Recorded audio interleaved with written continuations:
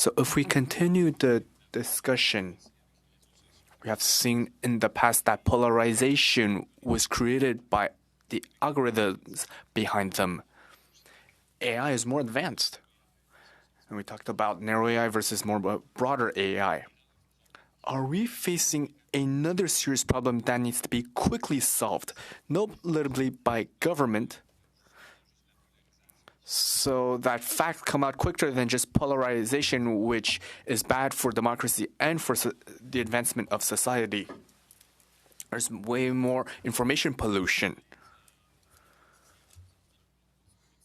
And it's the government's responsibility to deal with that. There are a lot of risks. Because there is the political side to it. Because, yes, we are bombarded with more and more information in the past. That was not a problem because there wasn't a whole lot of information.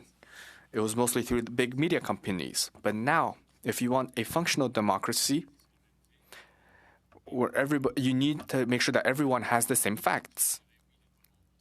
So with some precaution, I will say that yes, the government has a role to play to ensure the quality of discussions and to ensure that big tech bans rage baiting. So algorithms that will always push forward the most sensational, enraging content, and rather instead support content that is more based on facts. Let's say you look at state media like the CBC. Do you believe that there needs to be clear guidelines so that when you watch news funded by the government, that there needs to be fact checks to ensure that this is not done through deepfakes and that they are looking at facts that are far from opinion and that does not solely seek to polarize? Because I believe that it's part of the process to use AI and to see the algorithm behind it, but it needs to be the government's responsibility, especially when it's done with taxpayer dollars, to ensure that everything's based on facts and that we stay far away from deepfakes. Yes, I agree that the government has a role to play. I understand that it can be tough to do so. And to see the government impose its point of view on people. So, okay, maybe I got this wrong. I'm sorry to interrupt, but essentially what I'm saying is, people say, look, this is not a real video, despite the high quality of the deepfake, and can we say that we will never use deepfakes?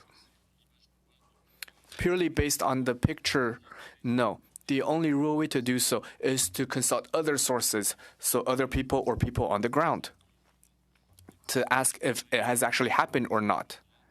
That means journalists need to be there. Once again, you cannot just rely on the text or the audio or the pictures. So we have already lost control over this. Yes. Final question. How much time do I have left? 1.5 minutes.